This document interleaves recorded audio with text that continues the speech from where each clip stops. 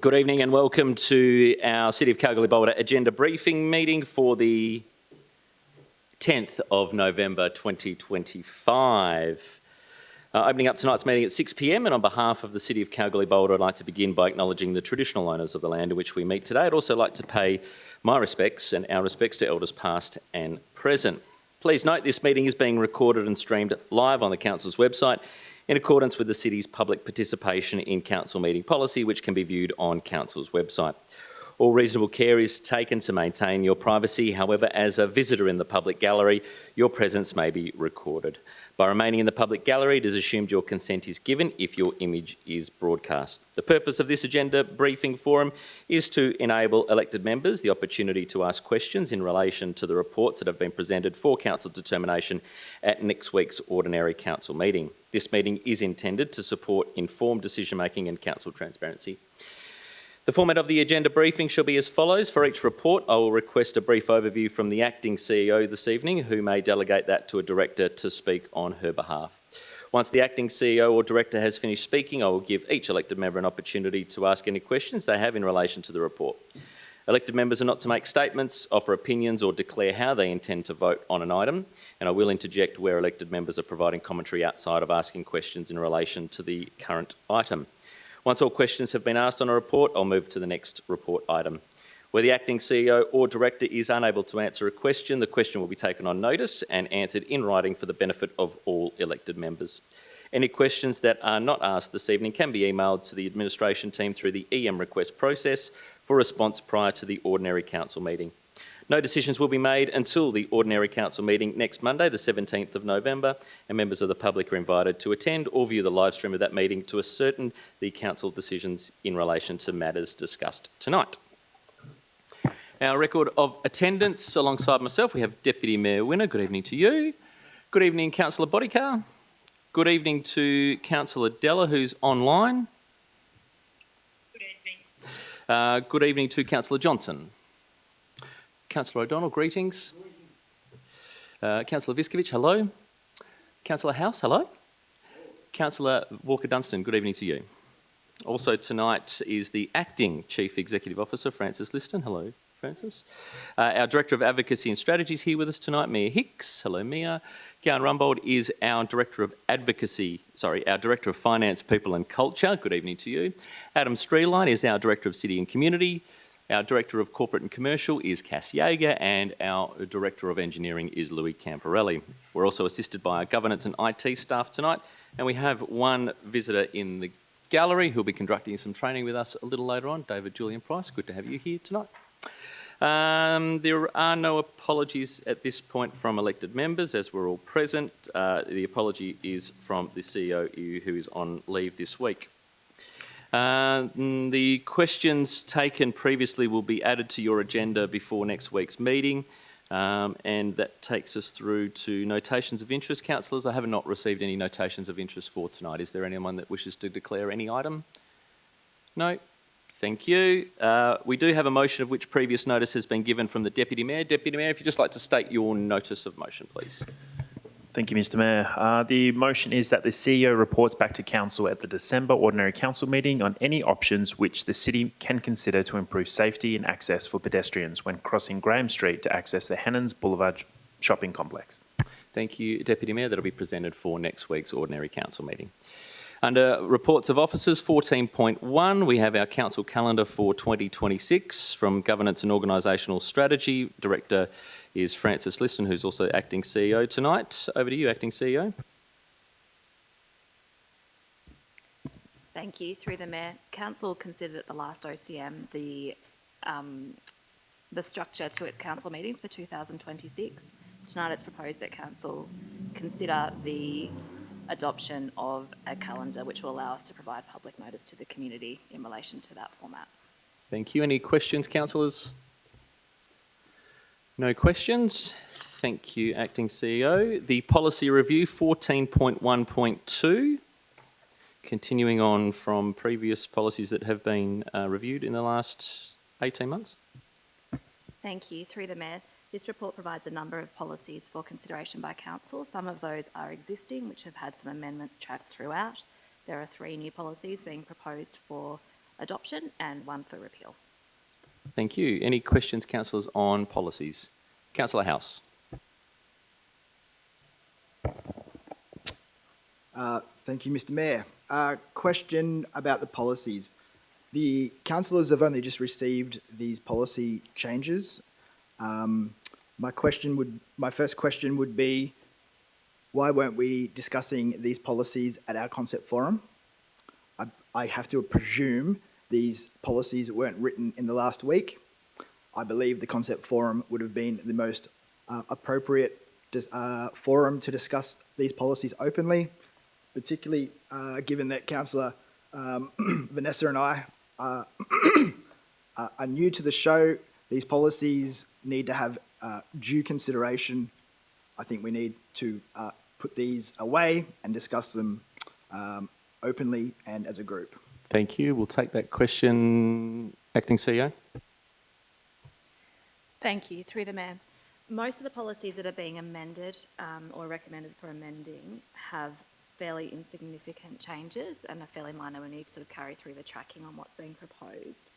The policies, there's a couple. One is the travel policy, which is proposed as a new policy, and then there's 2 other ones that are proposed in a second item as well that have been considered in depth by council prior to tonight, and they are probably the most significant out of the ones that are being provided to council for consideration where the changes are numerous. In respect of the 2 new policies, beyond that new travel one, if council would like to consider them further, then it is the ability for council to pull them out of its resolution next week, and they can be put up for adoption separately. So that applies to any of the policies that are being put forward. If council needs more time to consider them or needs further conversation in relation to those, they can just be removed from what is resolved next week. Thank you. Councillor House, follow up. Question through the chair to the CEO. Acting CEO, were these policies written last week? And if the answer is no, can somebody explain to me why we didn't review these during the concept forum? Because I think, Thank you. You've asked your question. Thank you. I think, as we've discussed, Sorry, the concept forum Councillor is House. the appropriate place to discuss these items. Councillor House, you're not wrong. Thank you, However, Mr. you've Mayor. finished with your question. Acting CEO. Thank you. No, the policies weren't drafted last week. Councillor O'Donnell. Thank you, Mr. Mayor. Firstly, when we... can I make a comment before I ask my first question? No, prefer your question, please. Yep, thank you. All right. Why, when these policies come through, why do we keep lines going all scratched out, leave some are in red writing, some are in blue, some are in black, just all different? Acting CEO, can you just explain the tracking process to Councillor O'Donnell, please? Thank you. Through the Mayor. The tracking shows what the changes are, so rather than me detailing that in the covering report, then you can see quite easily the comparison point between the former version and the current version proposed. Supplementary. Go ahead. Yeah, I assume that. But when we have in our normal agendas for other things, where if we amend something here, there's a motion forward, it's changed, we don't get, it doesn't stay on there for the our main meeting with lines through it and things. It's adjusted. So I was just assuming, why don't we just take that out? Now, if we've discussed it and we've amended, take them out. Acting CEO. I'm happy to take feedback from council on what it would prefer. Council has previously provided feedback that the tracking is a quick and easy way as a reference point, which is why I presented those particular documents in that way. I think potentially it also depends on the nature of what the changes are, who's done the work behind it. It's a little bit just dependent on what we're talking about, I think, rather than necessarily a strict rule that applies to everything. Right. Yes, I understand that. No, I can see where it's coming from. I prefer out, and no red writing. Thanks. Is there any further question? A question, yes. Because some people are colour deficient, I've got to work it into a question. Red and green.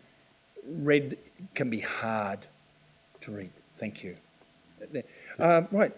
That wasn't really a question, Councillor O'Donnell. You tried to work it in. I tried to. I understand. Thank you. Thank you, Mr. Mayor. Right.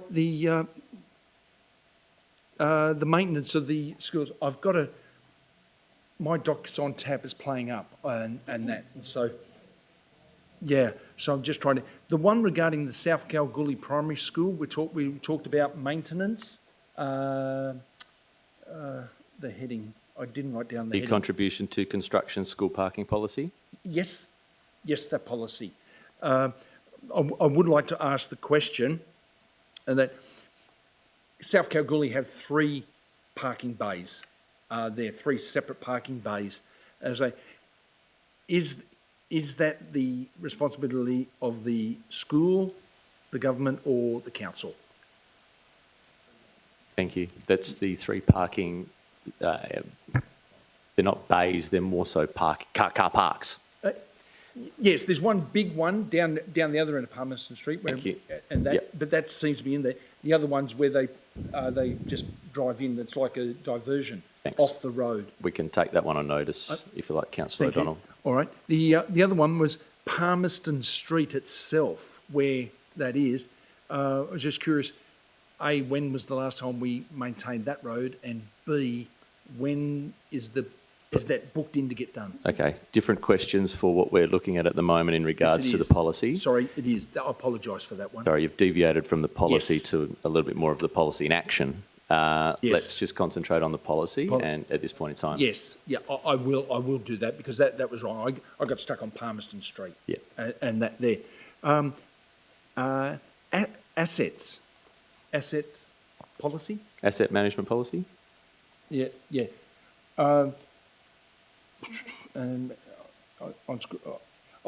It's got on. Oh, we've done that again. So, when was the last time the school parking? Disregard. Right, Yep. no worries. I've got the complaints handling policy. Go ahead.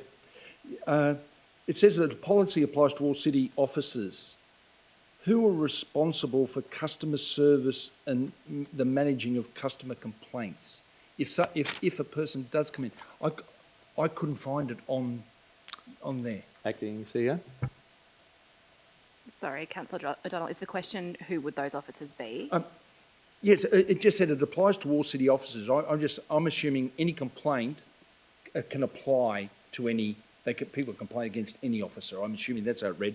So I was like, who is responsible if a member of the public wanted to complain about anybody within the city council?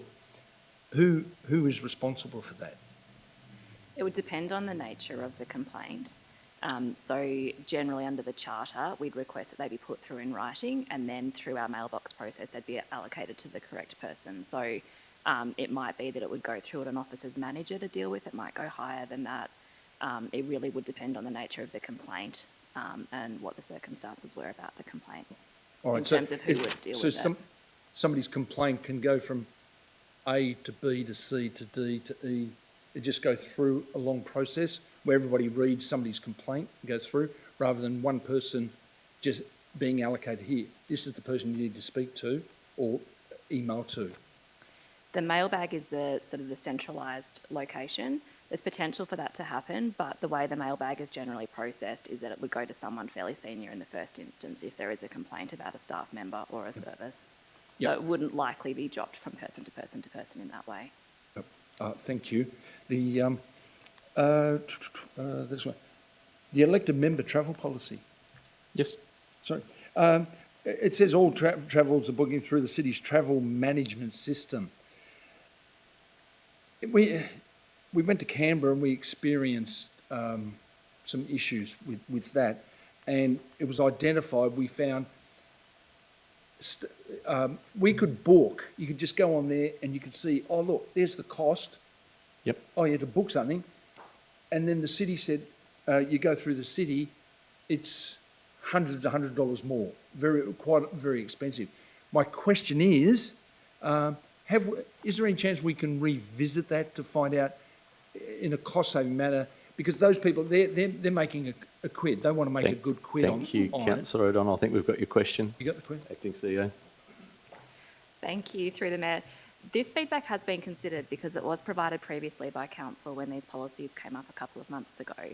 The concern from the administration point of view around it is that we've got record-keeping obligations, we've got the governance obligations in terms of benefits being gained by elected members through credit card points, all the different things that can be connected to elected members booking on their own accord.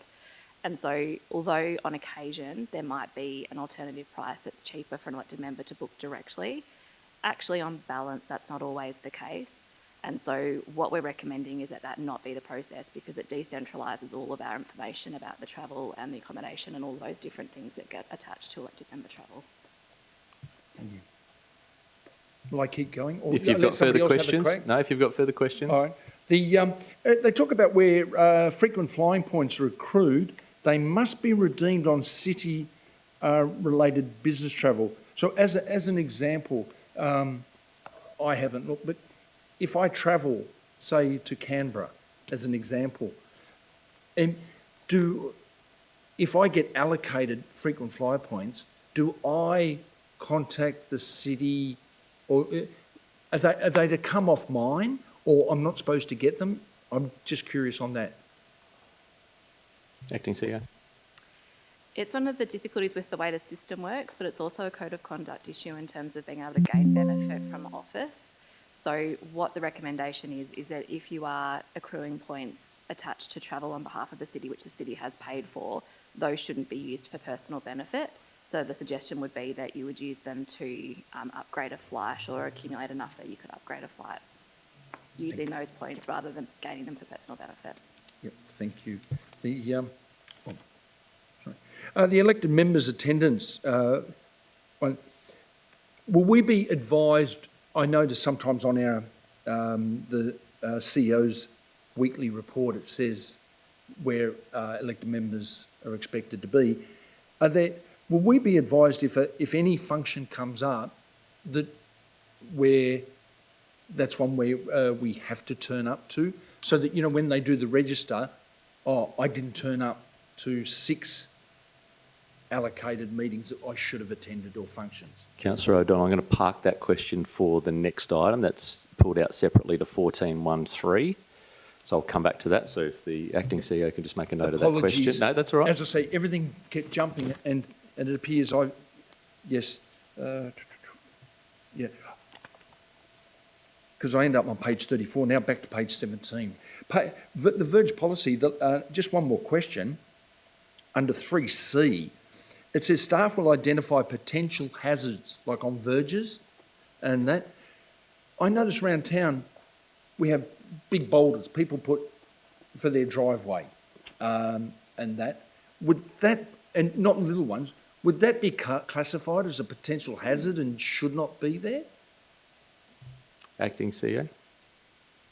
I might refer that one to the Director of Engineering if that's okay, Mr. Mayor. Yep, Director of Engineering, if you'd like to answer that question, please. Councillor O'Donnell, was this your final question?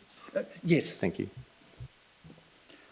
Thank you. And through the Mayor, yes, boulders and large objects on the verges are classed as hazards, and when reported, we have rangers go around to advise that they've got to be removed. Thank you, Councillor O'Donnell. Deputy Mayor. Thank you, Mr. Mayor. Director, does the tracking within the policy attachments allow councillors to see more clearly and allow them to follow a little bit easier any changes to the documents made? That Acting is CEO. the intention. I do appreciate that, particularly for some of them where there's significant changes, it does make it more difficult to follow. The idea was that it would be the easier option, but I understand that's not always the case. Thank you. My second question is, Director, would these lines and tracking notes be removed once the policies are adopted? Yes, clean versions will be published. Thank you. And my final question is, can the Director please confirm that the policies attached to this item were sent out to all councillors on Friday the 7th of November? Yes, they were. Thank you. Councillor Viskovich. Thank you, Mr. Mayor. Just a couple of questions. Further to the complaint process Councillor O'Donnell was speaking about, because it's been brought to our attention, is that process something we need included in the policy? Acting CEO. It's an operational matter, so what we're trying to do with policies is keep them at a higher level strategic position from council, and then that'll get unpacked in further detail internally. Thank you. And then obviously this is the second meeting we're having with quite a few policies. Are we going through all of the current policies that we have and updating them on the way through? And if so, how far through our policies are we? Acting CEO. Thank you, through the Mayor. Yes, so we do a full review of the policies every couple of years. So we last did this in 2023. Ideally, we'll get to the point where they're staggered a little bit more evenly across each year. Now that we've removed the Strategic and General Purpose Committee from council committees, what we're aiming to do is bring less each month rather than doing the significant number that we have been presenting. I think we are about 40% of the bulk amount of policies left to be reviewed. We're just working through that list at the moment so that we can get them moving as well. Thank you, and yes, appreciated. Less coming through. The last one is just the travel policy. In the policy, it does state that the administration can change the original flight, but the second time it needs to be changed, it's back on the councillor. From past experiences, I haven't been able to change the flight, and I've had to get the team to come and change it. Is there any way around us being able to change that aspect of it? Yes, and look, if we have to depart from policy because practically speaking we need to, then there's also no difficulties from the administration team's point of view with accommodating the changes and facilitating them. Ideally, we'd like to see less changes happening and just booking without having to go through all of that, because we have heard the feedback about how difficult that is. Councillor House, do you have further questions? Thank you, Mr. Mayor. Just some clarification again, so I've got an understanding why we're considering these policies. My first question is, how did the policy review initiate? Did council initiate the policy review, or is this a statutory review? In terms of a cycle, do we do these every 5 years, annually? What is the genesis, really, of this policy review? Sure. Acting CEO? When the policy review first kicked off in a sort of a thorough and step-by-step basis in about 2022, 2023, it was completed within that 12 to 18 month time frame, because at that point it had been several years since the policies were last reviewed. What we said to council at that point in time is that we would do the review on a sort of 2 to 3 yearly basis. Most of them are due every 2 years. There are some that are due under legislation annually. Follow up? Thank you, Acting Deputy, gave you two roles there, Acting CEO. Thank you very much.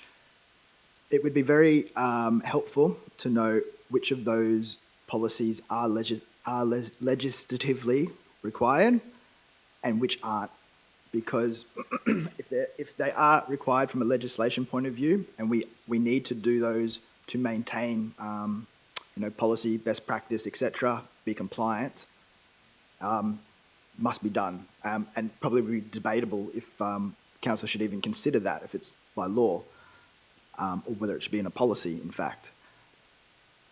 So my next point would be, or my next question would be, could we break those down so that if it's legislatively required, that's one list. If it's not, there's another list, and we come back and we're able to discuss these policies more openly, because I think from the discussion tonight, it's evident that there's some more discussion to be had around the table, considering these are the councillors who were around the table when these policies were first put up for review. Thank you. Thanks, Councillor House. We'll take that on notice for your teams, Acting CEO, to bring back to council as to what those policies are. Councillor House, happy with that? Yes, thank you, Mr. Mayor. I appreciate that. If Thanks. you could just take that one step further as well, in terms of bringing that list or compartmentalising that list, one non-negotiable, one negotiable. That'd be, thank you. We'll take that on notice, and that can be all part of that answer. Councillor Bodycar. Thank you. Thank you, Mr. Mayor. I was just going to ask about the elected member continuing professional development policy. It says that all elected members are to undertake compulsory training within 12 months of being elected. I've been sort of advised, I'm not sure if it's right, that I've got 12 months from the time that I was re-elected, or do I have to do it Councillor Bodica, from recall, I think yourself, myself, Deputy Mayor, and maybe Councillor Della are currently required to do training in the next 12 months. The rest of the councillors are not. It's not taken from your re-election as in just recently, it's taken from the last time. If you've been on council during that period, it's taken from the time that you did your training initially. It's just that some people were saying that they were going to be doing training in January and February, so was that when we've got to organise to do ours? Depends as well? on when your particular piece is up. It's all online, your training register, in case you've lost it, but I'm pretty sure the 4 councillors as mentioned, or the 4 elected members as mentioned, are due in the next 12 months. Okay, and so out of those ones, we don't really have an option. Some of them are going to be in Perth and some of them we can do online. Is that correct? The preferred option Clarifying under that. the policy is face-to-face. However, that's not always achievable. So there is online versions available should that Yep, happen. thank you. Thank you. Any further questions? Yes, please, Mr Mayor. Go ahead. Councillor Della. Thank you. My first question is with regards to the asset management policy. It just doesn't state there whether that's a new policy or tracked. And what were the changes to that one? Thank you. That is an existing policy that's been modified, and we may need to upload the version that's been provided in relation to that. I think there was a last-minute amendment just before we published on that one. Okay, thank you. So that, as it is on our system at the moment, just shows no tracking. So that will come through prior to next week. Is that correct? Councillor Della, yes, we'll organise that to be re-uploaded tomorrow. I'm sorry about that. That's an oversight, I think. Okay, and then the community and commercial facility promotional discount policy. Could you please explain what the main purpose of this policy being that it's a new policy? Thank you. Acting CEO. Thank you. Yes, the intention behind this policy is to provide a clear guidance from Council about when the administration team can depart from the schedule fees and charges in relation to particular events or activities which are generally the community benefit or for the purpose of activating city facilities. So, for example, previously there's been offerings of discounted entry or free entry to particular things. This just tidies up the administration behind that to ensure that it's compliant. Thank you. Any further? Yep, go ahead. Yes, the elected member travel policy, it states on that one that that one is a new one. I believe it is in actual fact a current policy that's being upgraded. Is that correct? No, that one is a new policy. What we've done with that particular one is we've pulled out that content from what was previously in the elected member professional development and also the elected member attendance at event policies. So we previously had those provisions included in those 2 policies. And there was some concern that there would be potential for overlap or inconsistent application. So we've just pulled it out for a standalone policy for that content. Okay, perfect. And then my last question, Mr Mayor, is the floodplain management policy, and that's a new policy, the reasoning behind that new policy. Thank you. Thank you. There was previously, or what we're proposing be repealed, is a floodplain for Gribble Creek only. This policy is intended just to expand the operation across the Kalgoorlie-Boulder district rather than specifically for Gribble Creek. Thank you. Thank you, Councillor Della. No further questions. Councillor House. Thank you, Mr Mayor, and there were some good questions from Councillor Della. Thank you, Councillor. The matter of the policy regarding the travel, can you please tell me where that specific policy, where that has come from and why it's being tabled in front of council? As it sounds to me, that policy has been created by the officers and there hasn't been a specific request from the councillors regarding this policy. So if we could just have some clarity around how this policy has come about and why it's being tabled today. Acting CEO. As I just indicated to Councillor Dalla, it's because it was previously included in two different policies, but with potential for there to be an inconsistent application or lack of clarity. So it hasn't come from council, it's come from administrative tidy-up. Because it is administered through the governance team, it was just seen as potentially a way to make things a little bit clearer. And then it applies to any travel undertaken, not just travel associated with either professional development or events. And further to that, Councillor House, from previous meetings in regards to this policy, it has been pulled on a number of occasions for council to examine it further, and hence why we've split the policy out at council's request due to some complexities that have been identified tonight. Thank you. Administratively, that makes sense. Acting CEO. Administratively, it would also have been prudent to raise this through our concept forum. So my question would be, are we able to have some, I guess, better clarity around what those agenda items will be and how we could potentially, I guess, avoid having these types of conversations? Really, I'd have to say mainly the operational matters, mainly procedural matters around the agenda briefing table. I just don't think we're giving it the justice this particular forum deserves. Thanks, Councillor House. A couple of things. One, we've disbanded as of last OCM the policy meeting, which would have taken place there with some discussion. Point two is the acting CEO under her role was away last week and did not brief council, and therefore that's been an oversight from that instance, and we'll take on board that particular piece around the concept forum. Normally they are good forums for to come through. It just hasn't happened for the last one. No further questions. I have two. One, can we please add into the officer recommendation the asset management policy? It's not present. And also, can we get an update, maybe from the acting CEO, through the acting CEO via the Director of Engineering? Have we completed the hydrological study for the city yet? Thank you. Director of Engineering might answer that one. Thank you, acting CEO. I gave you the opportunity there. Thank you, and through the Mayor, as of last Friday, the engineering staff met to finalise that, and that report will be coming to council either December or January. Beg your pardon, what was that last bit? So that report will be coming through to council either December or January. December or January. Sorry, I thought you said the 7th of December. No, I thought that was very precise, but thank you. Thank you, Director of Engineering. Councillor Boddicker, did you have a final question? I don't know if it's appropriate. It was the road, train and heavy haulage policy. Go ahead. Is it okay to talk about that? That's something that's pretty close to my heart. As you know, my brother was killed last year. Thanks, Councillor Boddicker. Appreciate that question. Yeah, I know you appreciate it. I'm just saying.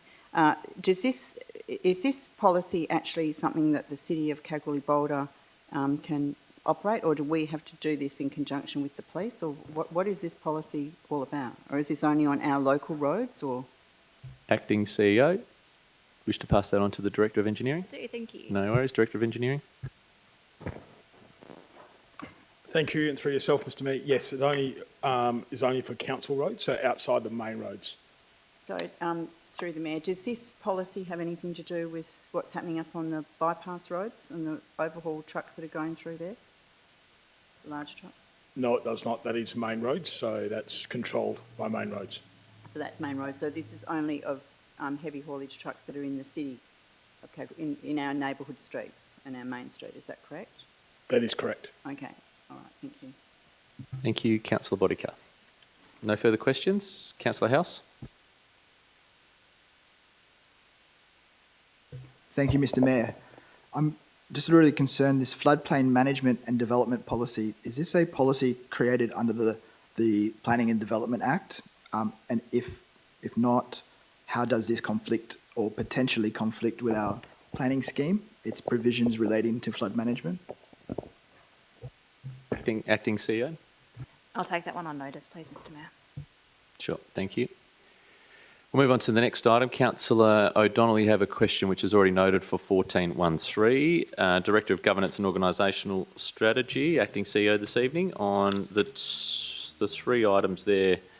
The elected member CEO attendance at events policy as raised by Councillor O'Donnell, elected member continuing professional development policy, and also the floodplain management and development policy. Thank you. Through the Mayor, as I indicated earlier, these two policies have come through previously to Council via the committee and also via forum. These are the final proposed versions that have taken on board feedback previously provided by Council, proposed for adoption by Council. Councillor O'Donnell's question was in relation to the events policy and the attendance at events, and in regard to what events would be captured under that policy, or what events are we required to participate in. Is that correct, Councillor O'Donnell? Yes, and if there was one that was a priority, we had to attend 100%. If we could be notified of that when it was coming up, just say this is a. Thank you, Acting CEO. Thank you. I'll take note of that. We do try and provide all that information in the CEO update when it comes through each weekend, and then also events that my team are notified of or are aware of will go through calendar diarisation. I should say, though, just for clarity, we're not looking out for every event that an elected member might be interested in attending, but we're happy to facilitate if you found something that you were interested in and wanted to attend. But we're not able to provide that service where we're sort of constantly looking at what's going on out there. Any further questions? No, thank you. 14.14, CEO Delegations of Authority, Acting CEO. Thank you. Through the Mayor, this is a report that's provided annually to Council for adoption of the Council to CEO Delegated Authority. It's a review that's required under the legislation to occur once per year. So this report is provided in accordance with those review requirements for Council endorsement. Thank you. Any questions, councillors? Deputy Mayor. Thank you, Mr. Mayor. Director, are there any new delegations being proposed within this item? Acting CEO. What we've done is combined a couple of existing delegations into one. So there's two which have been collated, which instead of probably creating a new one, it does remove each of those two because they've been pulled over into those ones. I'm not aware that we've got any new delegations in there, but I will take that on notice to double check that. Any further questions? Councillor O'Donnell. Thank you. Page 30, it refers to the comment, we lost senior human resource officers. And my question is, was there more than one from that section Upton left? Did they give any reasons? Councillor O'Donnell, what item are you on? Have I jumped? I think you've jumped ahead, Councillor. 14.1. Yeah, no, you've jumped ahead. Apology. That's okay, Councillor O'Donnell. Thank you. We'll get to that question in a minute. You're eager tonight. No other further questions. Acting CEO, can we get some clarification around point 2 of the officer recommendation, the final words, endorsed by the CEO in due course? Can we get some clarification about what due course could be? Thank you. Yes, through the Mayor. Once Council has endorsed a final register, we'll present that through to the CEO for endorsement of any sub-delegations, which are also outlined in the register. So that will take place within a couple of weeks of Council's endorsement of the CEO to Council to CEO register. So due course would be at a month by the end of 2024, 25, sorry? It'll need to be completed before the Christmas break. Thank you. Councillor House. It's a good astute point, Mr. Mayor. It's not necessary the wording to have due course after that. It serves no purpose, and if anything, raises your point, sets expectations perhaps for councillors. That's a statement. I'll take that as a statement. Item 14.15, CEO Key Performance Indicators First Quarter Review 2025. Acting CEO. Thank you. This report achieves two purposes. One is to provide the final proposed KPIs for consideration and endorsement by Council. The second purpose is to provide a quarterly review for the first quarter of this financial year, which has been populated, I suppose, against the draft KPIs that were endorsed by Council in April. Thank you. Councillor O'Donnell, you have a question on this one. Sorry, what was your page? Page 30? Page 30, Mr. Mayor. Yep, go ahead. It refers to we lost senior human resource officers. Just two things. One, A, did they give reasons during their exit interview? And having more than one, it's multiple, as senior ones, well, Thank you. Due to the matter being about an employee, we'll take that one on notice to Yes. provide that to you. as I was asking, I thought that. Yeah, thank you. Councillor House?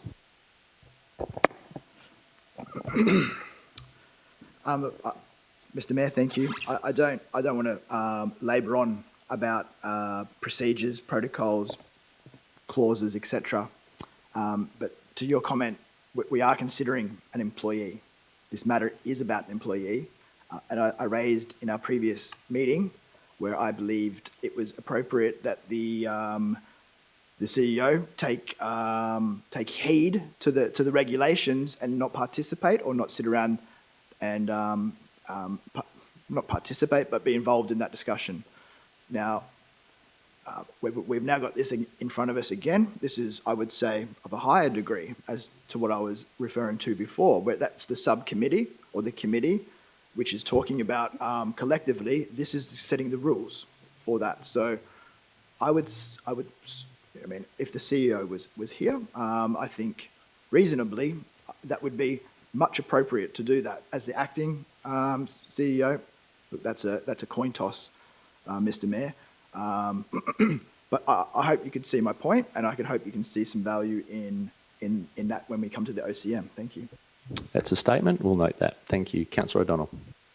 Thank you, Mr. Mayor. Page 31, under advice to council on long-term financial sustainability, it says the long-term financial sustainability. Could you explain our strong investment performance in that same? What you. is? Councillor O'Donnell, thank you. Acting CEO.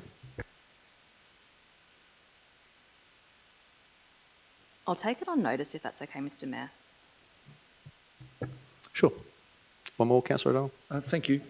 Page 34, summary of the CEO performance for period July to October. It says overall the performance rate has been in line with previously developed key performance, and then goes on to say no areas of concern in relation to delivery over the remainder of the financial year. Am I able to ask who wrote that then? That's saying that there is no point of concern. The responsible officer was the CEO himself. Yep, thank you. No further questions, councillors? No. Councillor Viskovich. Sorry, thank you, Mr. Mayor. I was a bit slow then. Just to confirm, this item is essentially the CEO is employed, we employ the CEO. Thank you, that was the first question. So this is essentially a review. In any other business, we would have a review with an employee and negotiate terms. So essentially this is what we are doing with the CEO. We're not negotiating terms. This is an update on his KPIs that have been developed and the addition of one other KPI that's been included in this particular report as well. Thank you. So to clarify, if this, and again, this is a business, we need the CEO in the room to negotiate how he is tracking with his KPIs. Yes, and I've spoken to the CEO about that, and he's happy to have some discussion with councillors prior to the next ordinary council meeting. Thank you very much. Thank you. Councillor House. Thank you, Mr. Mayor and Councillor Viskovich for the question. So just so there's clarity around what I'm requesting, and so we're around the table, we understand what I'm saying, is the CEO who is entitled and annually, sorry, not entitled, statutorily required to go through an annual review, as far as I'm aware. That CEO has legislative, I can't say it tonight. I'll pass. Legislatively. Thank you. That's embarrassing, but that's okay. Let's move on.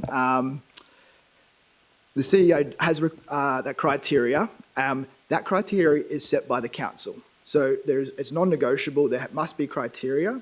That criteria is determined by ourselves. So ordinarily, one doesn't determine their own criteria. It's determined by ourselves. And as you rightly point out, Councillor, that would then be part of the review process. So it would be inordinary for one to determine their own criteria. It would be the reverse way. Thank you. A statement. However, to back that particular statement up, previously Council have endorsed the draft CEO KPIs, so Council's already considered those. We also conducted a workshop on the 5th of May 2025 to address that and to provide input to the changes. This is a first quarter review. We've already gone through the process to look at the CEO's current contract. That already took place previous to this year. His period is February, March of March, so his anniversary is at the March, so therefore this is an update on that. There has been some changes since the CEO's KPIs were put forward. One of those involved the outcomes of what a boundary realignment would be. The CEO's previously indicated that that would take up some time to put into KPIs to adjust. He's now adjusted his KPI for consideration by Council, so he's giving an indication here to councillors on what he feels should take the spot of that. Council can choose to change that with any recommendation for next week. So the final say is with councillors at next week's ordinary council meeting. Point of clarification, go ahead. Point of clarification. Could you just please repeat what you said about the town site boundaries and the KPIs for the CEO? Yep, Thank it's you. in your report.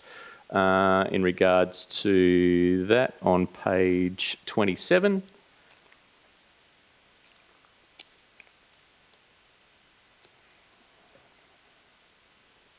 And also on page 26.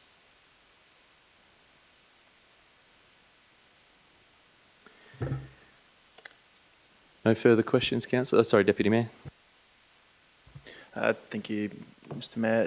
Director, when are the KPIs set for the CEO? Go ahead, Acting. Thank you. We originally proposed them in about April for discussion with Council at that point in time, ahead of the financial year commencing. At that point in time, the committee recommended that it be moved through to the workshop in May. So again, we were aiming to try and set them before the financial year commenced. Then, as the report sets out, circumstances then kind of got away from us in terms of being able to achieve that for the financial year, but ideally ahead of the financial year. Thank you. My second question is, when are the KPIs set for the CEO reviewed? The annual review is required, and so we conduct that in alignment with the anniversary timeframe, give or take, depending on availability for that meeting to occur. But as the Mayor indicated, around about March is when we look to try and achieve the annual review. So ideally, the KPIs would get set within that period, and the annual review also generally will incorporate the quarterly progress reviews as well, so that the information is not just provided once a year. It's provided on a more frequent basis, so if needed, intervention or updates can be made. Thank you, Director. My last question is trying to capture what I've heard around the table is, do councillors have the opportunity to provide collaborative assessment or direct feedback against the CEO's comments made in the CEO's Q1 self-assessment report? Yes, so one of the reasons that it was recommended that the committee be disbanded was so that the full council would be able to have that opportunity for conversation. And further to that, the CEO has indicated that he's happy to meet with Council prior to the next OCM. Thank you. Next item, 14.2.1, Statement of Financial Activity. Kian Rumboard, the Director of Finance, People and Culture.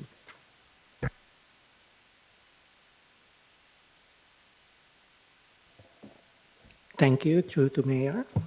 The Council is asked to receive the September 2025 monthly statement of financial activity for the period of 1st of July 2025 to 30th September 2025. Our income is over budget by 0.36% and our expenditure is over budget by 0.26%. So just to clarify, income is over budget by 0.36 and expenditure is over budget by 0.26. Yep. Thank you. Questions? Councillor Viskovich. Thank you, Mr Mayor. Just to the Director, just with the expenses from operating activities for the employee costs, I note that there's 3 vacant positions not budgeted for, and it's permanent. Is this something that we are going to see within this same division, I suppose you'd call it? How are we going to, I suppose, realign this with such a tight budget? Acting CEO. Did Did you want to take that, Director? Yeah. Okay. So that is a permanent difference. So it will be taken over every month. That it will be a permanent difference, but the rest would be just a timing difference. Acting CEO, you wish to add? Thank you. So for that particular one, the reason why it's showing as a permanent variance is because the governance team is at capacity with its staff, and so there's no offset that's being shown, which if there was an offset where there was vacancies within that team, then that variance wouldn't be showing in the way that it would. So, for example, if it was occurring in a team where there was 3 roles that were vacant with similar salaries, there'd be a nil variance because it would offset against. So that particular one is just an example that shows through that team being at full staffing capacity. Councillor Viskovich? Thank you. Supplementary. How many other vacant positions have we got that this could come to our attention again? There's a review underway in terms of how the salaries budget has been calculated. Thank you, Councillor Viskovich. Councillor O'Donnell? Thank you, Mr Mayor. Page 37, under utility charges. I noticed the variance, compared to others, it's a large variance, but it's a positive variance. It says things that come in less for the costs on parks, reserves, and the golf course water. Is that based predominantly on good management, we've got it down, or we're doing less, but we've still got to spend more to catch up on that? Thank you, Councillor. Director? Through to the Mayor, the Council is currently not doing an accrual basis, so highly likely that this would be, we haven't received the invoice at a particular time. That's why it's currently under budget. Thank you. Deputy Mayor? Thank you. Either through the Director or to the Acting CEO, under the summary of material variances within the employee cost on page 37, is it possible to receive a clearer breakdown of costs outlined in the comments moving forward, such as the split between the recurring costs and additional pay period components, as the provided explanation isn't a clean match to actual expenses, such as those linked to a fortnightly payroll expense on an additional pay run? And just before you answer that, Director, Councillor O'Donnell, can I just get you to turn your microphone off, please? Director? Through to the Mayor, yes, we will try to make sure that the explanation will be far clearer and with a specific quantifiable amount that as timing differences. Thank you. Thank you, Director. There's no further questions. 1422, please stay there though. Accounts payable report, October 2025. Yeah. The Council is asked to receive the list of payments made by the municipal and trust funds, including a summary report of the corporate credit card transactions and other purchasing cards incurred by authorized card holders. This is the account payable report for October 2025, and the total amount is 9,013,260.76. Thank you, Director. Any questions? Deputy Mayor. Thank you. Director, I noticed that the list of payments totaling amount is significantly less than previous months. Is this a timing reason? No, this is actually just our regular amount. The previous month was just very high because of the capital expenses. Thank you, Director. No further questions. Is it still relevant to have a municipal cheque account? In my opinion, it's just a name of the account, but it's actually just a transaction account. Okay, thank you. Notice that it's zero. Yeah. Thank you. No further questions. 1423, please stay there, Director. Quarterly commercial business reports, quarter 1, 25-26. I believe we'll be splitting this into financials and also as per business unit as well. So from a financial point of view, first of all, Director. Yep. The Council is asked to receive the unaudited financial position of the city's commercial business report from 1st of July 2025 to 30th of September 2025. Thank you. Any financial questions, first of all? Councillor O'Donnell? Thank you, Mr Mayor. Under the airport, it talks about sponsorship and donations. What does the airport sponsor and donate? Thank you, Director. We could take that through to the next Director. we'll take that one on notice for that. Thank you, Councillor O'Donnell. Any further financial questions? Councillor House? Sorry, Councillor O'Donnell still had one, sorry. Apologies. It would be. Do we charge any fees for the RAAF, their planes and helicopters, or the RFDS that use our airport? I'll continue on that with the next director as well. Yep. Thank you. Councillor House, you have a financial question? Thank you, Mr. Mayor. The terminology unaudited. Could we get some clarity around what that means? In relation to any particular report? No, sorry, Mr. Mayor, I'll be clearer. It states here the summary. This is the council report we're considering right now. Yep. The committee is asked to receive the unaudited financial position of the city's commercial business reports. Thank you. Through to the mayor. Yep, go ahead. It's unaudited because it hasn't been presented or been reviewed by an auditor. And all our statement of financial activity and all our commercial business report for this current year will be audited by the end of next year. Thank you. No further financial questions? No. Thank you, Director. We'll now pass over to Director of Corporate and Commercial to take some further questions. Deputy Mayor has also pointed out that the officer recommendation states that the committee receive the commercial business report. May that be amended, please, that council receive the commercial business report. Director, do you wish to add any commentary to those reports, first of all? No, thank you, Mr. Mayor. Thank you. We'll take them all as read. Councillor O'Donnell, your question, first of all, was about the donations and sponsorships for the airport. Director, do we have an answer for that? Through you, Mr. Mayor, I'll take that on notice and get a rundown of the account. We do use donations, particularly for, I believe it's the RFDS, with their arrangement, but I will take that on notice and double check for you. Thank you. And also the question about the RAAF and RFDS as well. I do believe they get landing fees. I'll confirm that. Sorry, they get landing fees waived, or do they get... No, they get charged. Landing fees. Thank you. We'll confirm that with you, Councillor O'Donnell, on notice. Further questions, Councillor O'Donnell? Thank you, Mr. Mayor.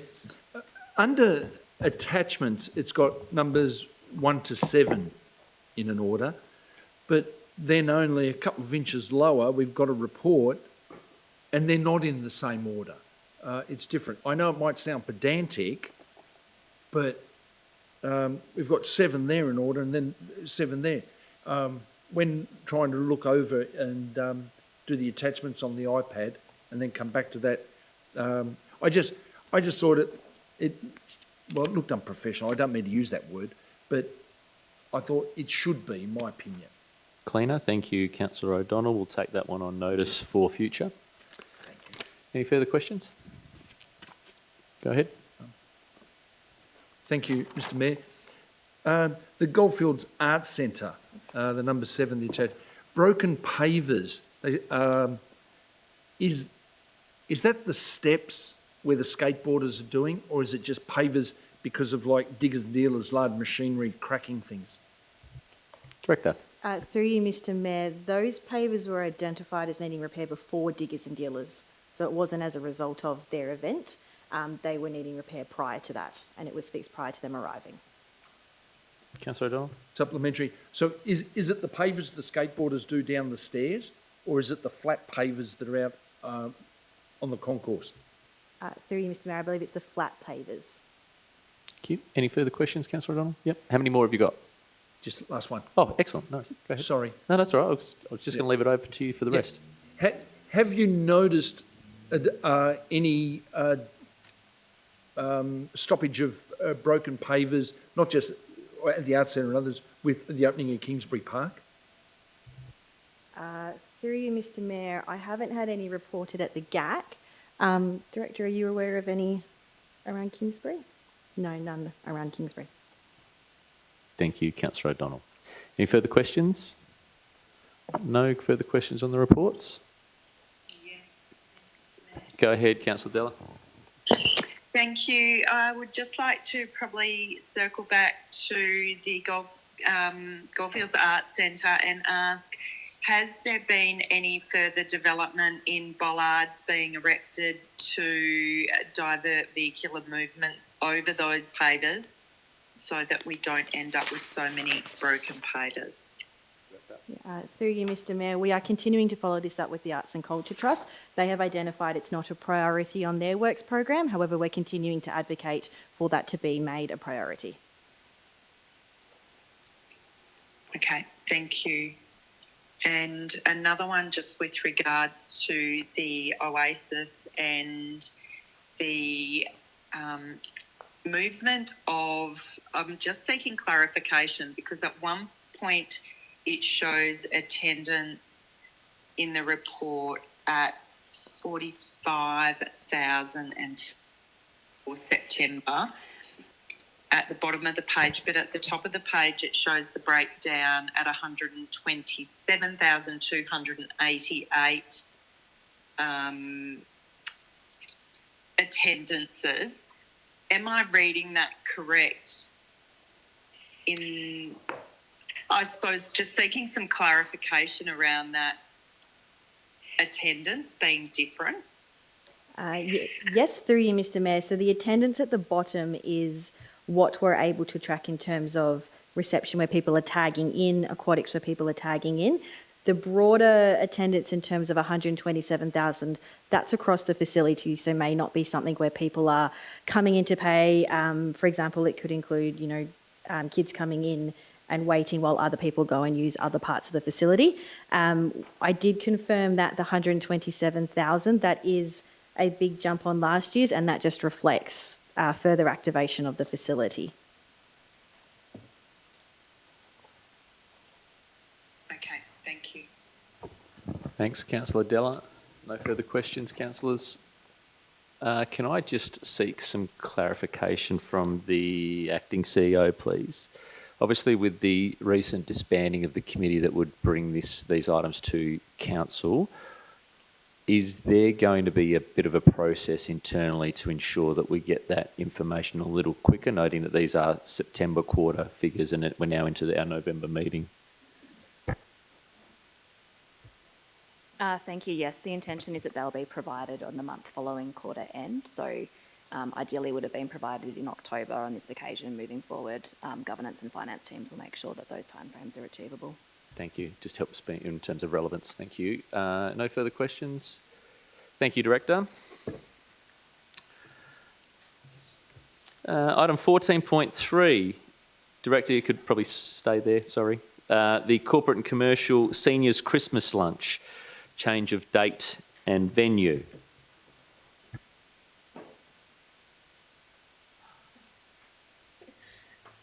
Thank you, Mr Mayor. Through you, Council approved the 2025 calendar events at the 16 December 2024 OCM, which included the date and venue for the 2025 Seniors Christmas Lunch. Since Council's endorsement, the approved venue has changed their hire policy to no longer allow the serving of alcohol. This is a valued part of the celebrations, so an alternative venue has been identified, being the Goldfields Basketball Stadium, which is available on the 4th of December. In addition to the serving of alcohol, it will operationally better suit the event, as there will be ample parking, particularly noting the GAC pavilion construction happening at the moment, and there's also more room within the facility to accommodate the different portions of the event.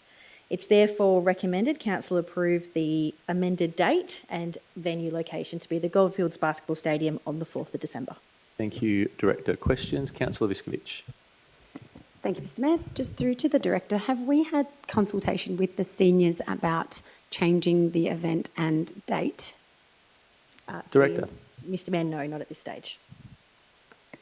I have had consult with a group of seniors who were positive in the change. However, that does not indicate our consultation process. Will we be having any consultation with the seniors to confirm that this is something that they are happy with? Director? Through you, Mr Mayor, pending Council's consideration, we do know that their serving of alcohol is valued. So having it in a venue that wouldn't allow this, we took the initiative to find an alternate venue. So we will inform them that that is able to continue should Council approve this venue. Thank Thank you. Great initiative. Thanks. So one quick question. Yes. The fee that is now being charged by the Basketball Association, did we have a fee by TAFE to hire that building? Director? Through you, Mr Mayor, no, TAFE didn't charge us a fee, but the Basketballs Association is. The team have worked through the budget and identified opportunities for savings so that the fee can be incorporated with no additional cost. Perfect. That was Councillor O'Donnell? Thank you, Mr Mayor.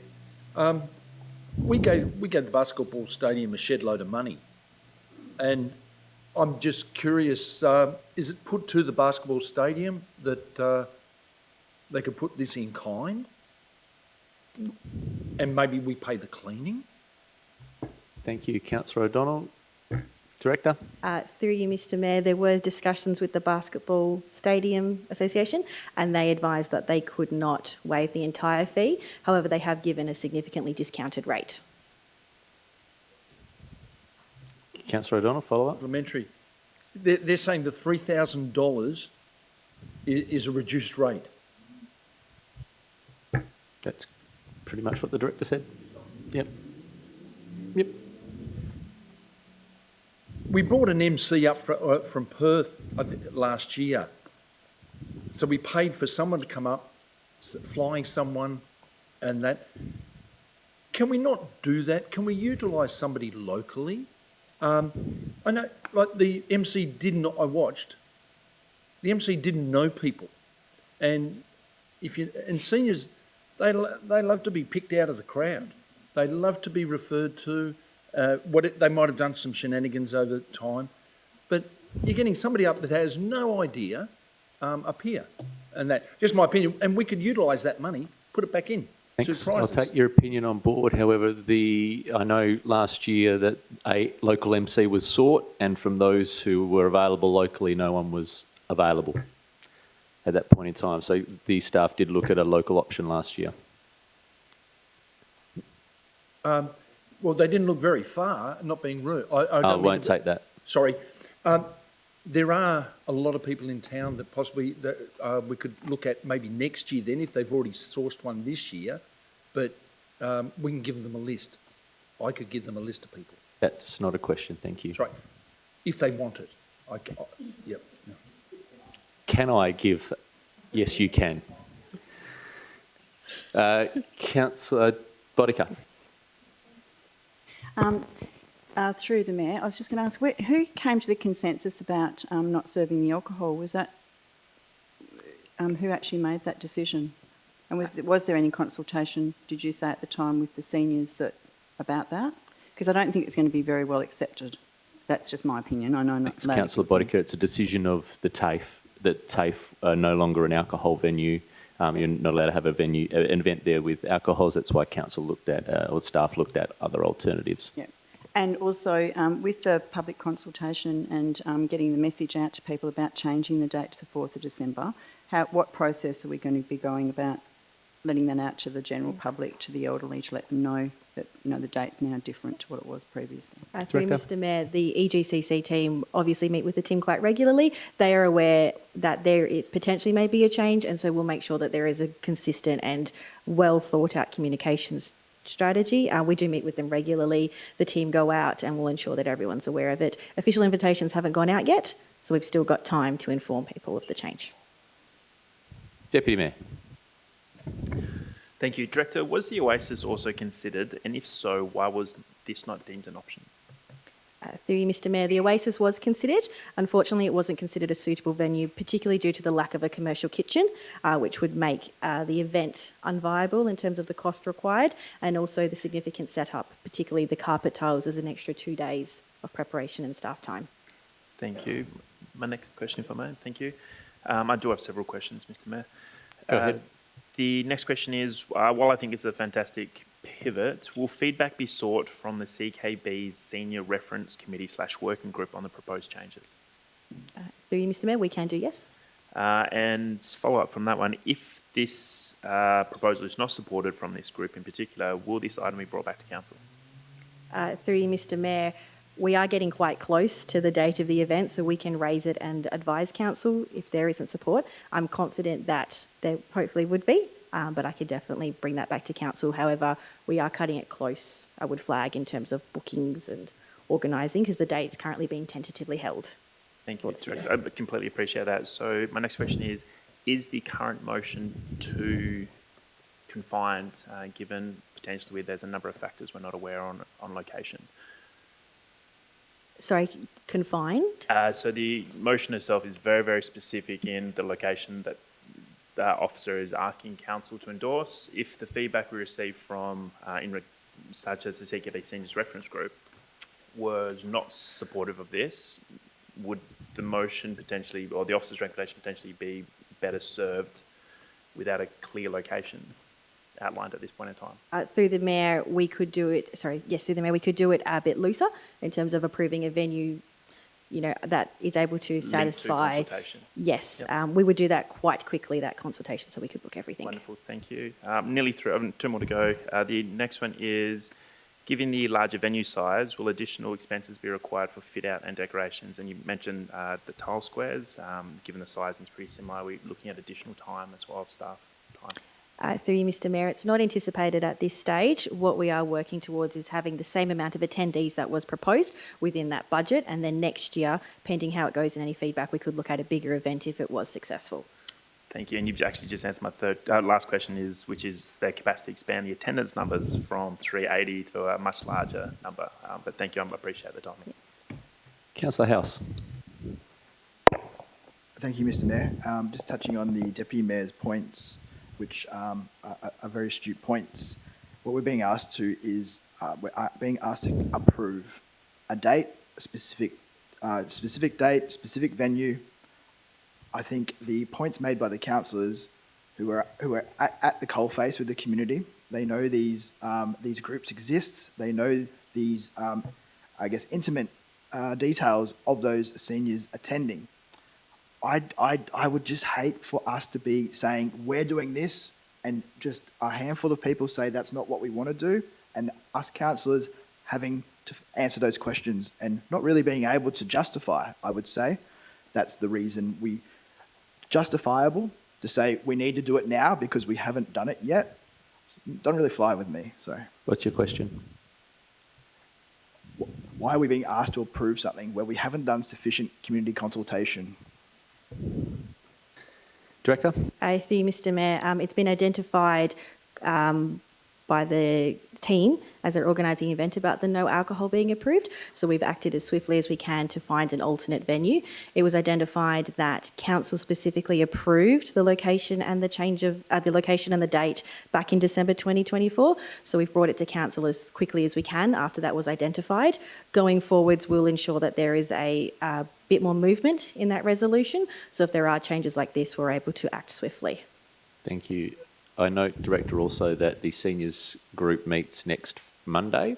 Can we please ensure that that's on their agenda for council purposes, and then an outcome delivered to council as of the end of that meeting, so council are aware ahead of Monday night in case council wish to make a change to the recommendation. Councillor House?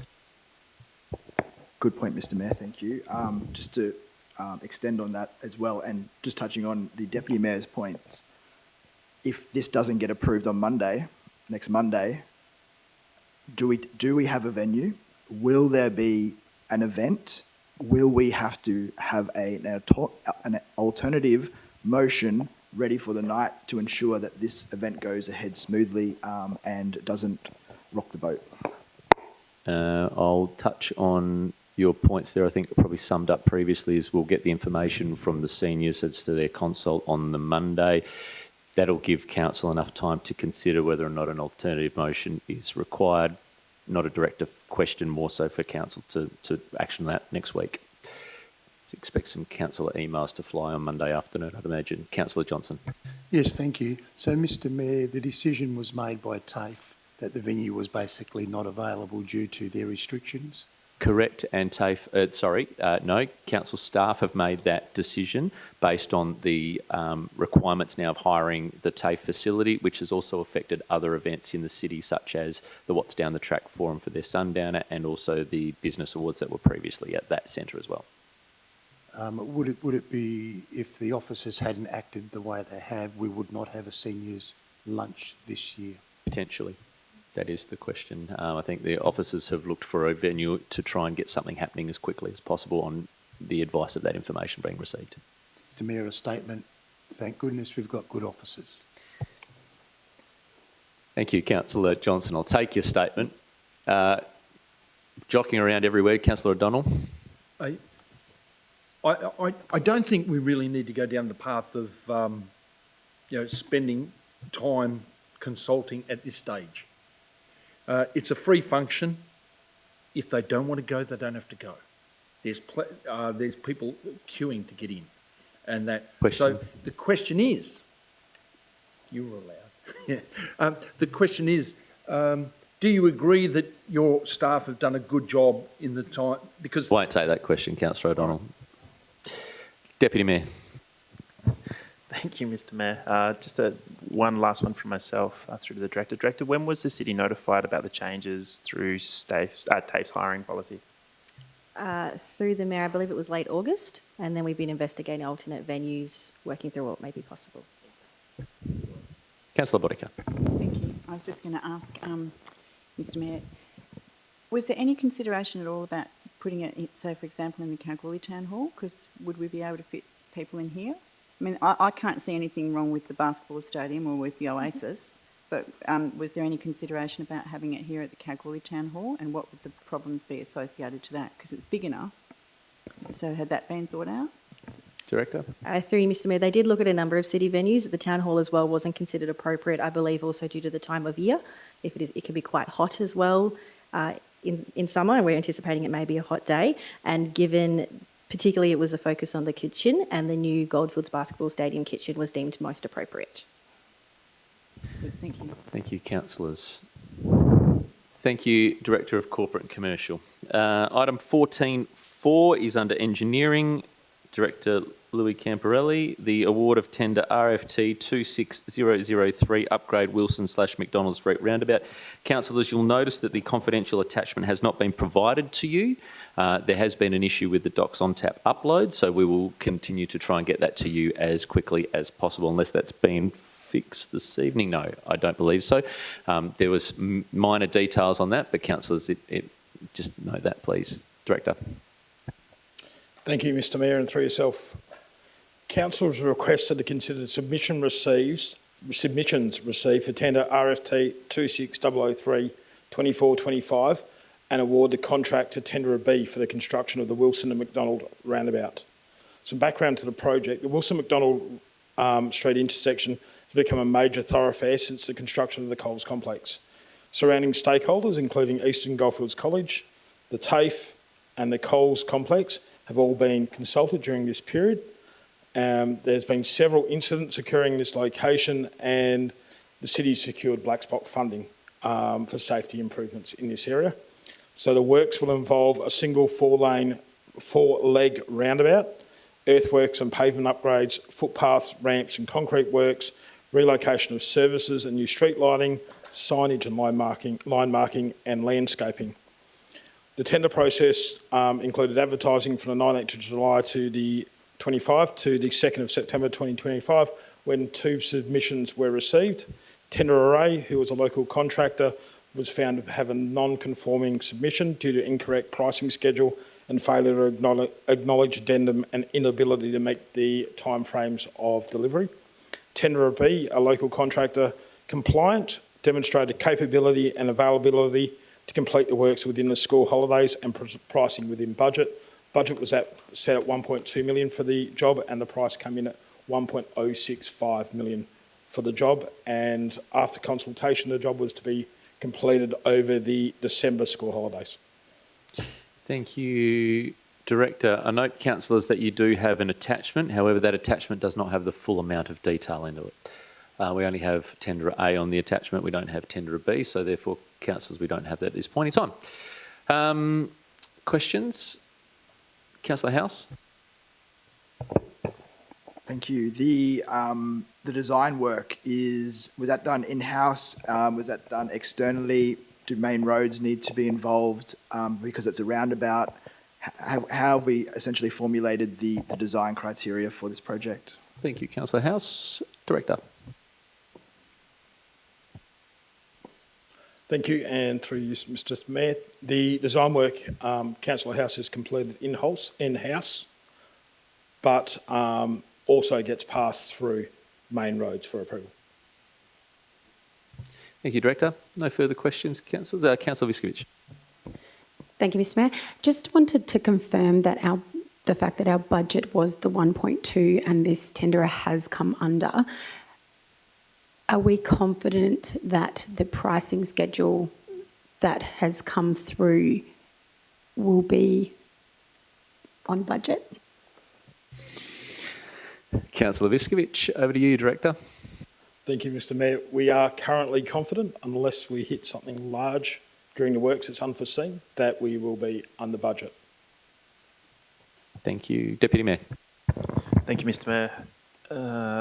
Director, page 53 in regards to the budget itself, I note the approved budget of 1.2 million is expected for the works. The city's contribution is just over $1 million. However, we do have income of almost $500,000 coming through. Does this mean our capital upfront costs will be reduced to be reflective of the current budget? Director. That is correct. No further questions, councillors. Apologies on that document. We'll get that re-uploaded to you as quickly as we can. Thank you, Director. 14.5. The following items, six items, will be covered off by Director of Development and Growth in Adam Streeling. Adam, Director, thank you very much. 15.5.1, proposed permanent road closure right-of-way 3489785. This is between 158A and 160 Cheetham Street, Kalgoorlie. Yes, thank you, Mr Mayor. Council at its meeting of 21 July 2025 endorsed commencement of the closure of the right-of-way located between 160 Cheetham Street and 158A Cheetham Street. The right-of-way connects Cheetham Street with the rear lane. However, for all intents and purposes, it appears to be contained within each of the properties as the dividing fence is located on the centre line of the right-of-way. Both property owners wish to purchase 50% of the right-of-way and have asked the city to support their request to the Department of Planning, Lands and Heritage.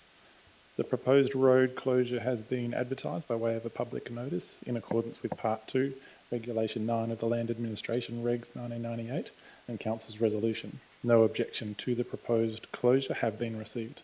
Council is now asked to authorise the CEO to request that the Minister for Lands authorise the closure of the right-of-way in accordance with Part 5, Section 58 of the Land Administration Act and Part 2, Regulation 9 of the Land Administration Regulations, noting that the proponents will be responsible for all matters regarding the land arrangements and financial compensation to the state. Thank you, Director. Any questions? Councillor Viskovich.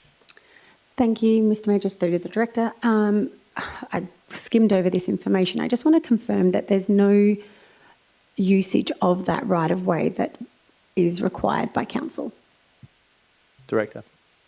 Through you, Mr Mayor. Now, Council's approval to commence this was based upon the report at time that showed that, well, in this lane in particular, it's not operating as a lane. Most laneways aren't often closed these days where they're not serving any of the road network purposes, but this particular one has for some time been had a fence down the middle of the laneway. Councillor O'Donnell, did you have a question? Thank you. Councillor House, is that a question? Go ahead. I'm just trying to get my head around this, Mr Mayor, where it's identified the right-of-way would have existed. I mean, correct me if I'm wrong, but does it look like that has a structure inside of it currently? I'm pretty sure it does, Director. Apart from the fence, I'd have to take any other structures on notice, but again, that would be anticipated if there is to be resolved through Council's existing support to proceed with this. And now the advertising period, having shown no objections, is to carry through with that Council resolution. Councillor House. Thank you, Mr Mayor. I'm not trying to be a stickler here for the rules. My concern here is just around the the liability here in terms of what has happened historically. I want to make sure that we're covering all our bases here and that we're not potentially going to create a worse situation for this landowner. Just maybe take that point offline. Sure. No further questions? No, thank you, Director. Item 5, just to reopen that, Councillor Della has a question. Sorry, Mr. Mayor. Just is the Director aware of the historical use? I'm not sure if this has been asked in conversation. The historical use, because we've noticed that this isn't the first one of these rights of way that has come to council. Were they used for something historically throughout the city? I could take it on notice. However, it's likely that with right-of-ways in days gone by, they were used for servicing of lots. Traffic was a lot more micro between lots and around rear of lots. So usually they were service laneways. A lot of them are being amalgamated due to not being required in modern times. Thank you. Thank you, Director. Thank you, Councillor Della. No further questions? Councillor House? Thank you, Mr. Mayor. Councillor Dell is on fire today for not even being here at the meeting. So her point's really good in that right of way, that the way that that's shaped, that would have been a service corridor of some type, some infrastructure service arrangement. And I think I've just quickly scrolled through the report. I'm positive there would have been a dial before you dig, all those types of things, but I just can't see that myself. But that may help to answer the councillor's question. I didn't ask if you'd answer the question. I asked if you've got any questions. So your question is, has the due diligence been done from a dial before you dig and service location point of view? Is that probably what I'm picking up? Yes. Thank you. Director. Through you, Mr. Mayor. Yeah, the report notes that all of the utilities and service agencies were consulted for comment and received no objections. Thank you. Councillor Bodica. Thank you. So just through the Mayor, with the right-of-way, is that going to reduce the amenity of those people in that area to their properties or anything? Is it going to reduce amenity at any level? Director. Through you, Mr. Mayor. Not for this particular laneway. As noted, the laneway is currently not operating. It has been fenced for some time. There's a fence running down the middle of the allocated laneway. Yeah. It's currently used by both lots, and this would essentially be their process to formalise that ownership. So it won't cause any disputes with people that have got fencing and access to properties and things like that if they go ahead with this right of way? No, Councillor. The proposal has come with their support thereafter this particular closure of the right of way, those who are on that boundary. Yeah, okay, thank you. Thank you. No further questions? 1452, change of use, place of worship D079/25, lot 2, number 51, and lot 3, number 53, Hannon Street, Kalgoorlie. Director. Thank you. Council's asked to consider a development application for a change of use from shop to place of worship at 51 and 53 Hannon Street, Kalgoorlie. The two tenancies were formerly operating as a shop. The application proposes refurbishing the shop for use as a place of worship for a wellness centre that includes a new reception, prayer hall and meditation or yoga hall, plus an accessible toilet. Approval for 2 signs to the frontage of the building is also included in this. The centre will be open for prayer and meditation from 6 a.m. to 8:30 p.m. Prayer meetings held from Monday to Sunday inclusive from 6 a.m. to 8 a.m. and again from 6 p.m. to 8 p.m. Yoga and meditation sessions will be held on Saturdays, Sundays and public holidays from 9 a.m. to 11 a.m. and again from 4 p.m. to 6 p.m. All sessions are considered to be relatively quiet activities. LPS2 requires 17 parking bays. 3 are available on site for the exclusive use, and the application contains a traffic impact assessment that demonstrates that there is more than sufficient parking available within 150 metres or 3-minute walk of the site. A total of 180 bays were identified as being available during different times of the day, and it's recommended the application be approved with conditions as proposed. Thank you, Director. Councillor O'Donnell. Thank you, Mr. Mayor. Page 63. The centre is open for prayers and meditation between 6 a.m. to 8:30 p.m. Yet, under the conditions, the place of worship is restricted in its hours of operation to Monday to Sunday inclusive from 6 a.m. to 8 a.m. and 6 p.m. to 8 p.m. And then Saturdays, 9 a.m. to 11. My question is, that seems, it's contradicting and it's not, to my opinion, not correct. Thank you. Director, can you provide some clarification, please? Yes, through you, Mr Mayor. One is that the centre is those opening hours. The others are times for particular activities within the centre. So it notes that the overall span of hours of the activities is 6 a.m. to 8:30 p.m. The notice of prayers being 6 a.m. to 8 a.m. is just that particular prayer time, and then there's different times for the yoga. So it's just giving you further detail on what activities are happening within the broad span of the centre's hours. Councillor O'Donnell? Thank you. It says there's 2 staff and 3 parking bays on site, and as you stated, there's like 150 parking bays in the streets. My question is, does any other business in Hannon Street that wants to open does not have to pay money or anything like that for parking because there's plenty of parking bays in the street? Director? That's correct. The city doesn't currently have a cash in lieu or a proposed fee in lieu of parking.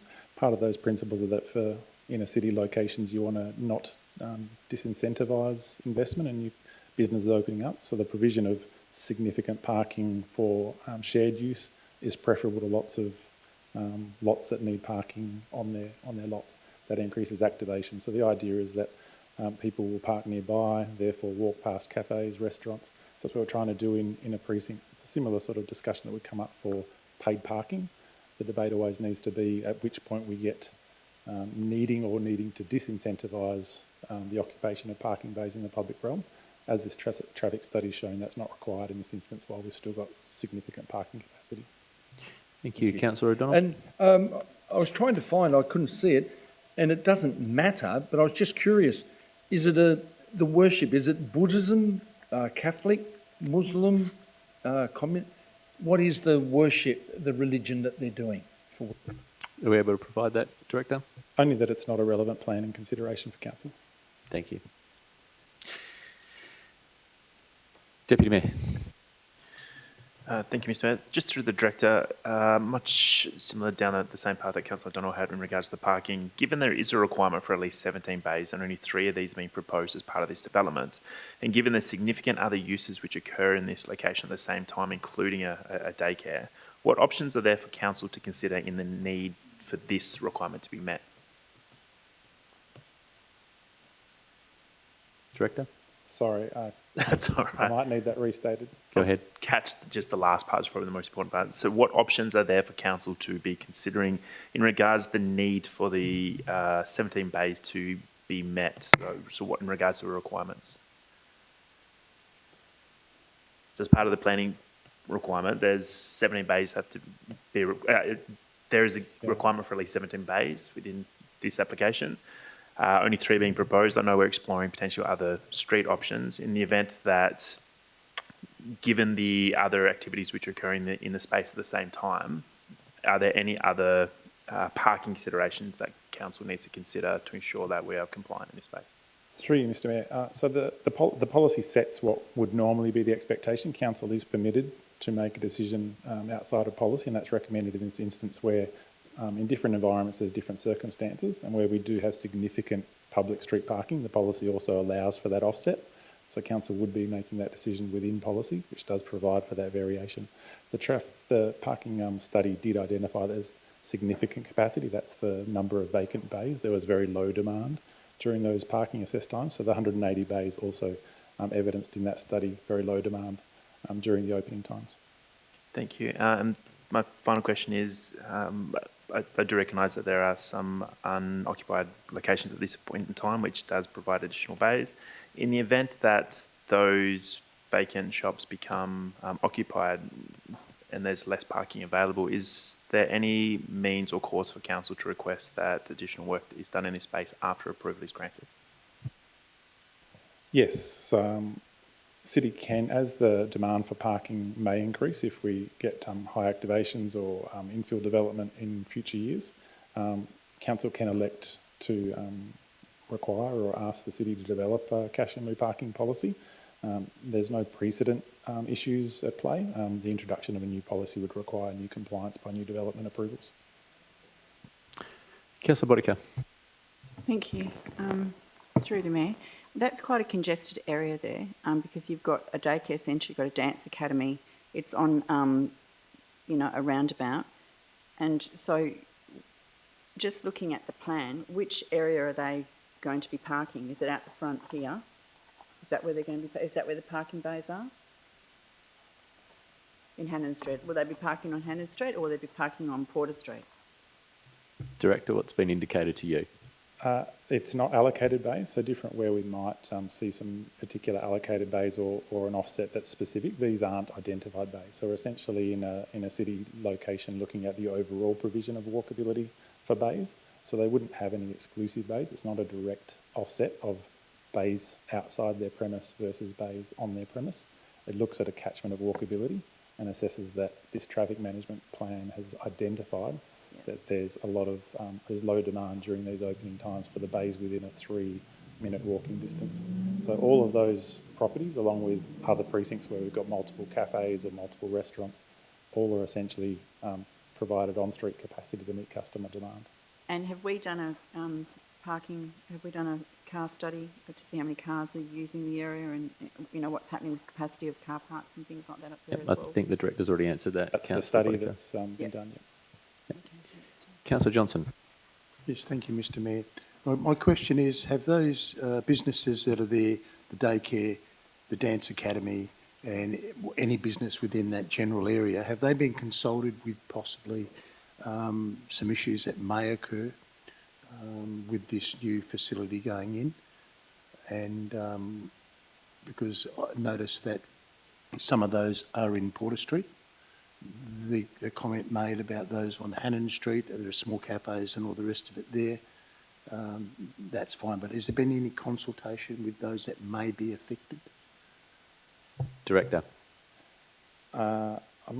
I'm pretty sure the report mentions no objections received, so the consultation happens, but I might take that on notice, just need to... Sure. It's pointed out that there are 2 submissions received in support, but we can get some further details to you, Councillor, potentially on what those submissions were, because they're not included in the attachments, I don't believe. Details aren't included, but they were supportive, not objecting. Supplementary to that. Go ahead. Were those ones in support from the organisation itself, or those known to the organisation, or were they from the businesses that currently operate there, being the daycare and the dance academy that sits in that area? Director. Through you, Mr Mayor, that's part of the detail. We'll take on notice and get further information. Thank you.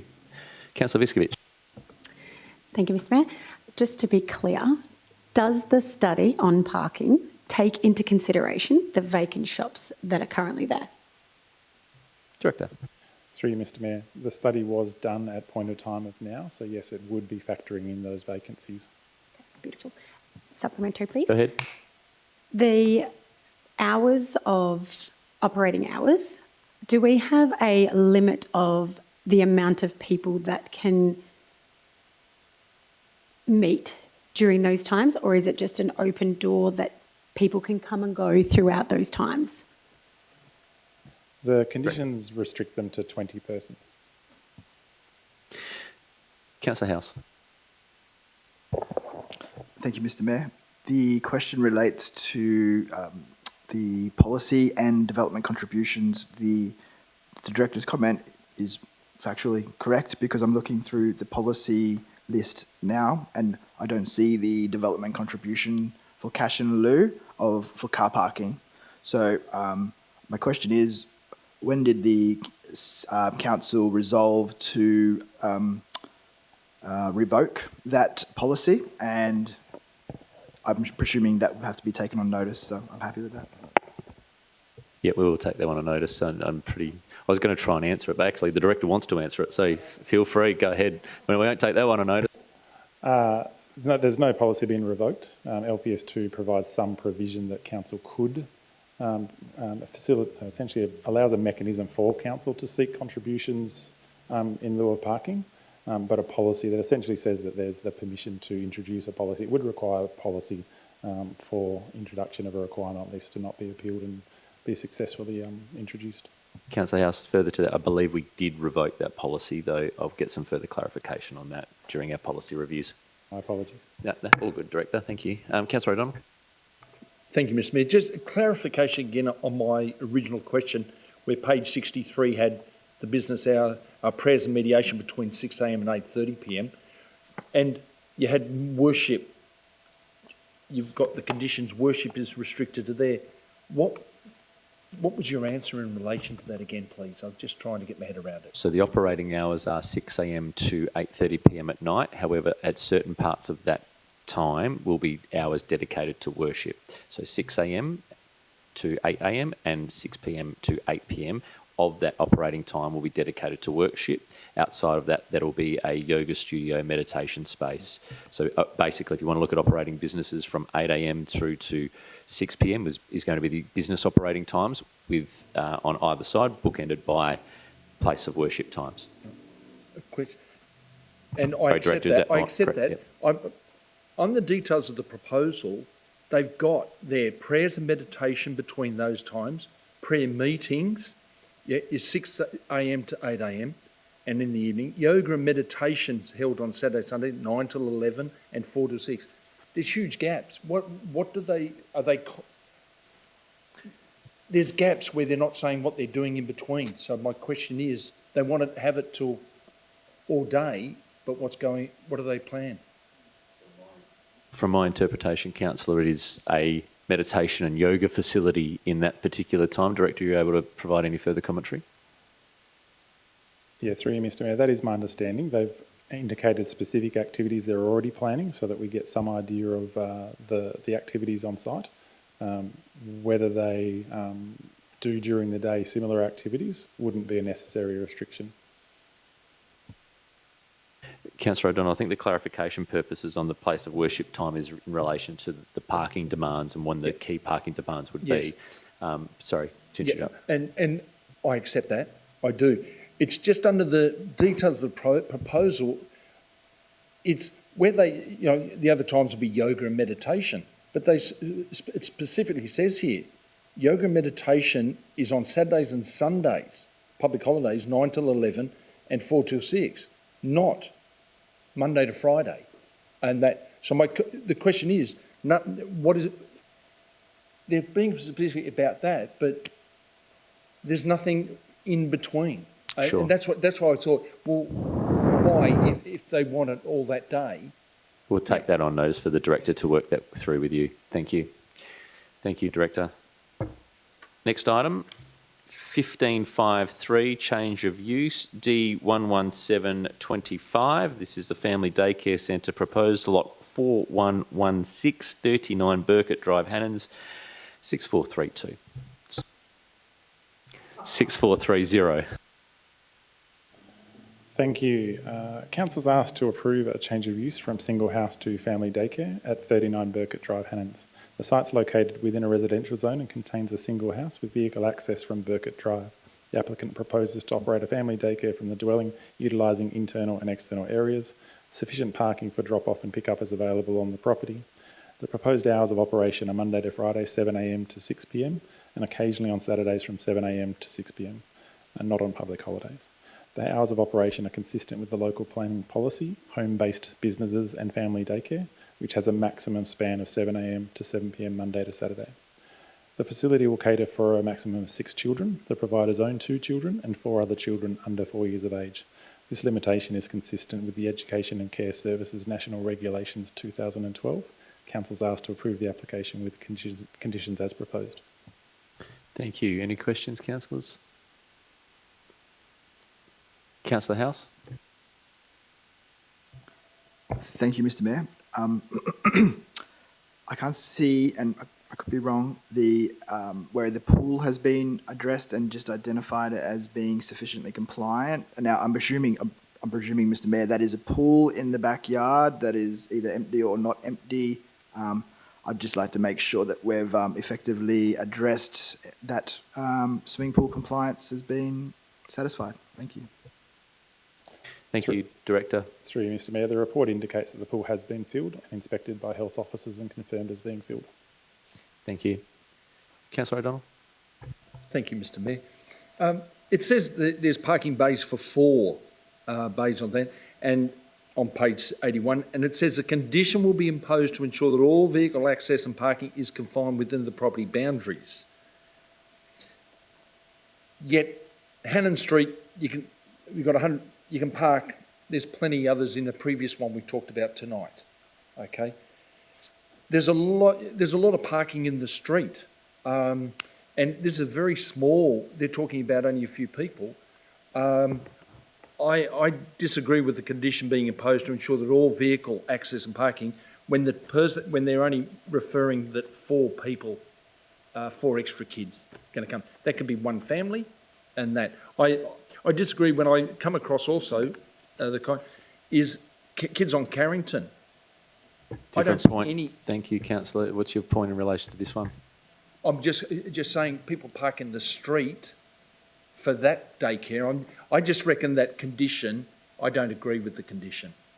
So your question would be? Can we remove that condition? Thank you. Thank you. Director? Through you, Mr Mayor. Where an applicant shows that they can manage parking on site, it is recommended it's contained. Stopping of vehicles in the street and the carriageway does create undue safety concerns unless it is required. The driveway has been considered and applied for by the proponent as being sufficient to manage capacity. I guess in daycare there is risk that 4 different vehicles arrive at the same time with the timing of after work pickups and things. So it's just generally that if an applicant can take care of it on site, that they do so. Councillor O'Donnell. You might be able to direct me on this. Is that your question? Question is, do other... I might have to just I might have to email the question, because there's other daycares round. They don't all park inside. No, I know what you're saying. We can happily address that with the director Yes. via email. I think he's picked up what you're pointing out there. Thank you. Councillor Boddicker, did you have a question? Thank you. In terms of this proposal, has there been consultation with the existing neighbourhood, and how many people, how many people within that vicinity have actually been contacted, and have we had good consultation with neighbours around this property? I think, Councillor, under page 80, there was a notice in the newspaper and also on the website. There was notice to owners and occupiers in the vicinity, and also erecting in the manner approved by the Commissioner sign or signs. I guess your question would be, how broad was that owner and occupier piece? Through you, Mr Mayor. Advertising was all properties within 100 metres for 14 days and no objections received. Thank you. Sorry, just with that, not everybody reads the newspaper, and just having public consultation within 100 metres, how many houses would that be within 100 metres of the property, please? Yeah, so that wasn't by newspaper, so the direct houses are provided letters, so that's a letter sent to all houses within 100 metres. Yeah. That's our existing guidelines, so the number of houses I would need to take on notice of exactly how many fit within that, but the 100 metre radius is what we use. Maybe as the 2-3 houses or something like that. 100 metres probably, yeah, we'd need to get, depends on the density there, but we'd need to take that on notice. The other thing is, just a question. I thought the Mayor said that it was actually advertised in the paper, and that we also advertised it on the webpage. Was that correct? Additionally, and then the question was what else, and that's where I provided the notification to neighbours and the radius. So yeah, so it was advertised and notification to the nearby residences. So there could be a possibility that some people may have very well missed those, advertisements in the paper or in the web link as well. That's all I was getting at. Thanks. So that's why they also received in their letterbox specific notices. Thank you. Councillor Johnson. And just a quick question. I imagine that this would have been posted on the property itself as a change of use? Correct. It was under the 3 pieces of requirement for the public consultation. Yeah, that's listed in the agenda. Thank you. Sorry, one question. In relation to the hours of operation, how are they consistent with other family daycare centres that Council has approved? Yes. Do I say through you, Mr. It's to you, Mr. Mayor. Yeah, thank you. The hours, so the policy is from 7 a.m. to 7 p.m. Normally we go with what the applicant has asked for if it's different to that within that range. So in this case, they don't want through till 7 p.m, so they requested 7 a.m. to 6 p.m. That's generally what's approved. We've had others that have been 8 a.m. to 4 p.m, so it's generally approved with what's requested by the particular operator of the facility. We have, council can go obviously outside of policy, and in the past I think the only exception has been one starting at 6 a.m, where they evidenced that, or council required that they not have the children go outside until 7 a.m. That's correct. Yes, thank you.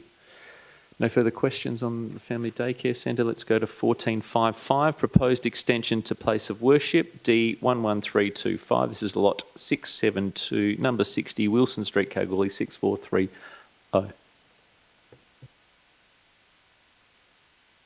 I've missed one. Thank you, Deputy Mayor. I saw Councillor Johnson just wondering what was going on. Keeping you alert tonight. 1454 is the permanent road closure right-of-way ID number 3491460 between number 54 and number 58 Lyle Street in Lamington. Thank you, Mr Mayor. Council, at its meeting of 21 July 2025, endorsed proceeding the commencement of closure of the right-of-way located between 54 and 58 Lyle Street, Lamington. The owner of 58 Lyle Street wishes to purchase the right-of-way adjacent to the property, which is only fenced on his neighbour's side. The right-of-way, for all intents and purposes, appears currently to be part of that land. The proposed road closure has been advertised by way of public notice in accordance with Part 2, Regulation 9 of the Land Administration Regs and Council's resolution. No objection to the proposed closures have been received during this advertising.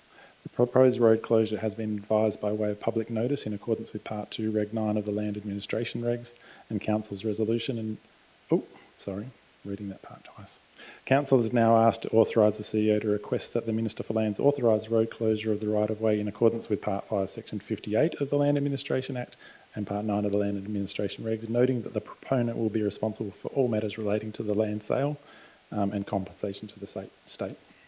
Thank you, Director. Any questions, councillors? No? Thank you, Director. And now, 14.55.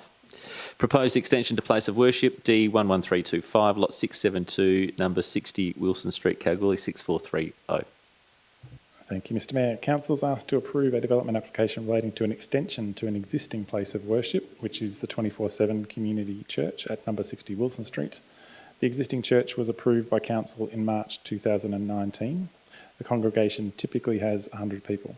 The approval included 19 on-site car parking bays, and at the time it was accepted that congregation members would need to park within the existing and surrounding road and parking network. The application seeks approval for an extension to the existing building. The extension will create additional space intended to accommodate the children's ministry during services. The extension is not proposed to increase the number of planned occupants overall, but rather enhance the amenity and functionality of the facility for the existing congregation. The proposal changes the configuration of the car park into a one-way system, and in doing so does remove 2 of the marked car bays, but retains the same capacity of 19 cars using 2 tandem bays to be used by church officers. A condition is included to ensure that the proposed construction will be suitably sound attenuated, and it's recommended the application be approved with the conditions as proposed. Thank you, Director. Questions, councillors? One question from Councillor Viskovich, first of all. Thank you, Mr Mayor. I just wanted to confirm that they, hoping I'm on the right track here, they did comply with all the previous conditions that were put into place? Yes, they were compliant with those conditions. Any further questions? There was some advice that we gave, Director, that's noted in your report. Have we had any response from the proponent in regards to the advice, more so from a emergency evacuation point of view? Yes, advice was provided to the proponent that there was an identified issue potentially. That's dealt with at the building permit application stage. So on the planning decision before council, it isn't warranted. When they do provide, and the response from them was that they would pass that on to their building assessor or their building certifier when they submit their building plans. And they'll still come to council for your officers to review as well? Yeah, come back to the administration. Administration, yeah, thank you. No further questions, councillors? Councillor Viskovich? Sorry, Mr Mayor, just wanted to clarify, did we have public consultation on this? I just can't see it in the notes. Have I missed it?